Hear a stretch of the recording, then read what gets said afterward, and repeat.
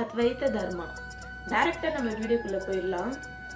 Last வீடியோல பிரம்மச்சாரினா என்னன்னு சொல்லிட்டு டீடைலா எக்ஸ்பிளைன் பண்ணியிருந்தேன். இந்த வீடியோல ஒரு சப்ஸ்கிரைபர், அதாவது நம்ம சேனலோட சப்ஸ்கிரைபர் ஒருத்தர் ஒரு கேள்வி கேட்டாரு. அவருக்கு பதில் நான் இந்த வீடியோல கொடுக்குறேன். அவர் என்ன என்கிட்ட கேட்டாருன்னா, ஸ்ரீகிருஷ்ணர்னு சொல்லிட்டு சொல்றீங்களே, அப்போ ஸ்ரீகிருஷ்ணர் நினைச்சிருந்தா மகாபாரத போரை நிப்பாட்டி இருக்கலாமே, ஏன் நிப்பாட்டல? எதுக்காக ஸ்ரீகிருஷ்ணர் மகாபாரத போரை இவ்வளோ பெருசா நடத்தி முடிச்சு இத்தனை பேரோட உயிரை எடுக்கணும் அப்படின்னு கேட்டாரு. அதுக்கான பதில் இதோ. அதாவது ஸ்ரீகிருஷ்ணர் எதையுமே நிப்பாட்டவோ அழிக்கவோ இல்ல காக்கவோ ஸ்ரீகிருஷ்ணரால கண்டிப்பா முடியும். ஆனா அதுக்கு நாம ஸ்ரீகிருஷ்ணரை கூப்பிடணும். கூப்பிடாம ஸ்ரீகிருஷ்ணர் எப்படிங்க வருவாரு? நீங்களே யோசிச்சு பாருங்க. மகாபாரதம் போர் நடக்கிறதுக்கு முக்கியமான ரீசன் எல்லாருமே திரௌபதின்னு சொல்றாங்க. ஆனா அது ரொம்ப பெரிய தப்பு. மகாபாரதம் போர் நடக்கிறதுக்கு திரௌபதி காரணமே கிடையாதுன்னு. அதாவது யுதிஷ்டர், நம்மளோட தர்மபுத்திரர் யுதிஷ்டர் சூதாட்டத்துல விளையாடும் போது யாரை பத்தியுமே எதை பத்தியுமே யோசிக்காம அவரு ஒரு தர்மம் நினைச்சிட்டு இருக்கிற அவர் ஒரு மனசுல பிக்ஸ் பண்ணிருப்பாரு இல்லையா, இதுதான் தர்மம். இப்ப நான் ஒண்ணு பிக்ஸ் பண்ணிருப்பேன் இல்லையா, இதுதான் தர்மம், இதுதான் நியாயம் அப்படின்னு சொல்லிட்டு. ஆனா நமக்கு தெரிஞ்சதை வச்சுதான் நம்ம வாழ்க்கை நடத்திட்டு இருக்கோம். உண்மையான தர்மம் என்ன, உண்மையான நியாயம் என்னன்னு சொல்லிட்டு யாருக்குமே தெரியலங்க. சோ அதை பத்திலாம் தெரிஞ்சுக்கிறதுக்காக ஒரே ஒரு பதில் தான் இருக்கு, அது ஸ்ரீகிருஷ்ணர். ஸ்ரீகிருஷ்ணரோட வழியில நம்ம வந்துட்டோம்னா உண்மையான நியாயம் தர்மம் எல்லாத்தையுமே நம்ம கத்துக்கலாம், எல்லாமே தெரிஞ்சுக்கலாம். அந்த வழியிலே நம்ம கண்டிப்பா நடக்கலாம். இப்போ ஸ்ரீகிருஷ்ணர் எதுக்காக அதை நிப்பாட்டுறன்னு சொல்லிட்டு கேட்டாரு இல்லையா, ஸ்ரீகிருஷ்ணரை யாராச்சும் கூப்பிட்டாங்களா? நீங்களே யோசிச்சு பாருங்க. அந்த சூதாட்டம் நடக்கும்போது ஸ்ரீகிருஷ்ணர் வாசல்ல தான் நின்றுட்டு இருந்தாராம். ஆனா ஸ்ரீகிருஷ்ணரை ஒருத்தர் கூட கூப்பிடல. எதுக்காக கூப்பிடலன்னா ஸ்ரீகிருஷ்ணர் அவங்க மைண்ட்ல வரல. சோ அவங்க நினைச்சதுதான் கரெக்ட்னு நினைச்சு அவங்க அந்த கேமை விளையாடி இருக்காங்க.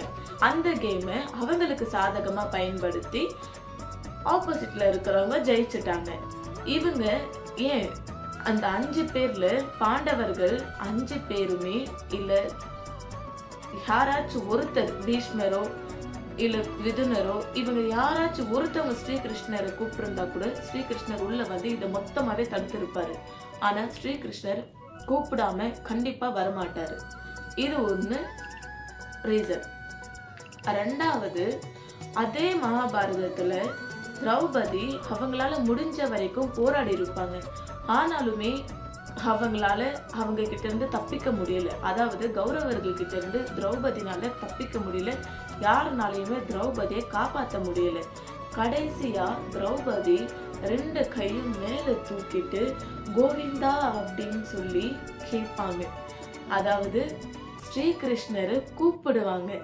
இதுக்கப்புறம் எல்லாமே நீயே பார்த்துக்கோ அப்படின்னு சொல்லிட்டு தன்னை முழுசா ஃபுல் அண்ட் ஃபுல் முழுசா 2 கையை தூக்கி வச்சுட்டு கோவிந்தா அப்படின்னு சொல்லிட்டு ஸ்ரீகிருஷ்ணர் கிட்ட தன்னை ஒப்படைச்சிட்டாங்க. அதுக்கப்புறம் என்னங்க, ஸ்ரீகிருஷ்ணர் வராம இருப்பாரா? நம்ம ஸ்ரீகிருஷ்ணர் உடனே திரௌபதியை காப்பாத்தினாரு.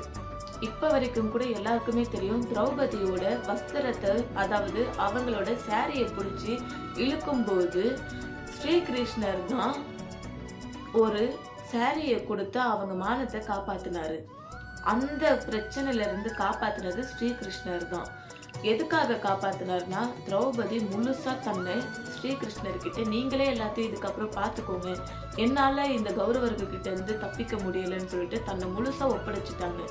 முழு பாரத்தையும் கிருஷ்ணர் மேல, அதாவது ஸ்ரீகிருஷ்ணர் மேல தூக்கி போட்டு அவர்கிட்ட சரணடைஞ்சிட்டாங்க திரௌபதி. அதுக்கப்புறம் ஸ்ரீகிருஷ்ணரும் அவங்கள காப்பாத்தினாரு. அதே மாதிரி பாண்டவர்கள் சரணடையல. அப்புறம் எப்படிங்க ஸ்ரீகிருஷ்ணர் அதை நிப்பாட்டுவாரு? சோ இத தயவு செஞ்சு புரிஞ்சுக்கோங்க. நம்மள முழுசா சரணடைய வச்சிருங்க. இப்போ நானுமே முழுசா கிருஷ்ணர் கிட்ட, அதாவது ஸ்ரீ கிருஷ்ணர் கிட்ட முழுசா ஒப்படைச்சு சரணடைஞ்சிட்டேன்.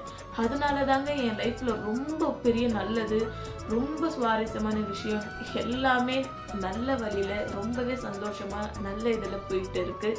அதுக்கு கண்டிப்பா ஸ்ரீகிருஷ்ணருக்கு தாங்க நன்றி சொல்லணும். உங்களுக்கு வாழ்க்கையிலுமே நல்லதாவே நடக்கிறதுக்கு ஸ்ரீகிருஷ்ணர் கண்டிப்பா ஆசீர்வதிப்பாரு. இப்போ இத பத்தி நான் சொல்லிட்டேன். மூணாவது விஷயம் என்னன்னா, முதல் விஷயம் இதுக்கு முன்னாடி போட்ட வீடியோல சொல்லியிருப்பேன். ரெண்டாவது விஷயம் இந்த வீடியோல சொல்லிட்டேன். மூணாவது விஷயம் என்னன்னா, பெண்கள் மாதவிடாயில இருக்கும்போது கோவிலுக்கோ இல்ல ஏதாச்சும் ஒரு நல்ல காரியத்திலயோ கலந்துக்க கூடாதுன்னு சொல்றாங்க இல்லையா? எதுக்காக அது சொல்றாங்க? ஏன் கலந்துக்க கூடாது? இத டீட்டெயிலா இத பத்தி நான் அடுத்த வீடியோல கண்டிப்பா டீட்டெயிலா எக்ஸ்பிளைன் பண்றேங்க. ஏன்னா இத பத்தி எல்லாருமே தெரிஞ்சுக்கணும். அடுத்த வீடியோக்காக கண்டிப்பா வெயிட் பண்ணுங்க. சுவாரஸ்யமான பதிலோட நான் உங்களை சந்திக்கிறேன். அத்வைத தர்மா.